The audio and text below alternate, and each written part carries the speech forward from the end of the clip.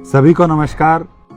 आज मैं आप सभी लोगों को एक खतरनाक बीमारी के संबंध में अवगत कराने के चलते रूबरू हुआ हूँ। बिहार में फाइलेरिया नाम की बीमारी काफ़ी समय से ग्रामीण क्षेत्रों में हम लोग देखते हैं, जिसको हम लोग लोकल भाषा में हाथी पांव भी कहते हैं। बहुत सारे लोग जिनका पैर काफ़ी फूल जाता है और वो काफ़ी भारी भी हो जाता है और उस दृष्टिकोण से उनको आजीविका कमाने से लेकर एक आत्मसम्मान का जीवन जीने में भी कठिनाई उत्पन्न होती है। इस बीमारी को हम लोग बिहार में 2027 तक जड़ से उखाड़ने का पूरा प्रयास कर रहे हैं। फाइलेरिया को भी एक छोटा सा मच्छर के काटने से बीमारी होती है और इसके लक्षण लगभग 10-15 वर्षों बाद दिखाई पड़ते हैं। इससे बचाव के लिए बहुत आवश्यक है कि हम लोग एक दवाई का सेवन एक साथ करने का प्रयास करें और परिवार के सभी सदस्य एक साथ मिलकर के दवाई को प्राप्त करें। इस संबंध में हम लोग एक पूरा अभियान 10 फरवरी से पूरे बिहार में चला रहे हैं, जो लगभग 15 दिनों तक चलेगा।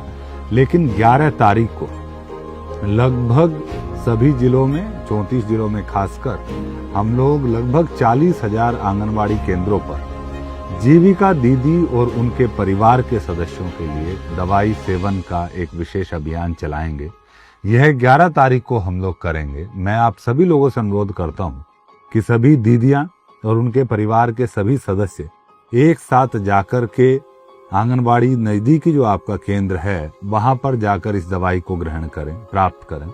90% मामलों में ये होता है कि किसी प्रकार का कोई लक्षण दवाई लेने के उपरांत नजर नहीं आता है, लेकिन कुछ मामलों में कभी कभी ऐसा हो सकता है कि ऐसा लगे कि थोड़ा नोजिया का फीलिंग हो रहा है या हमको थोड़ा चक्कर या उल्टी जैसा लग रहा है, तो उसमें घबराने की आवश्यकता नहीं होती है। आसपास के जो डॉक्टर हैं, जो हमारा SHG सेंटर है या फिर हमारा PHC है, वहां से भी टीमें लगातार क्षेत्रों में दौरा करेंगी। अगर ऐसी कोई आपको नजर आता है तो आप तुरंत उस संबंध में संपर्क करेंगे। हालांकि ये घबराने वाली बिल्कुल बात नहीं है। ये ज्यादातर ऐसे लक्षण लोगों में सामने आते हैं जो पहले से उनके अंदर अगर कोई कीटाणु उपस्थित है तो उसको भी ये दवाई उसको खत्म कर देती है और इन लक्षणों का भी तुरंत निवारण हो जाता है। तो मैं सभी दीदियों से, उनके परिवार के सभी सदस्यों से अनुरोध करूंगा कि 11 तारीख को अपने नजदीकी आंगनबाड़ी केंद्र में जाकर इस दवाई को ग्रहण करें। इसमें परिवार का कोई सदस्य नहीं छूटना चाहिए।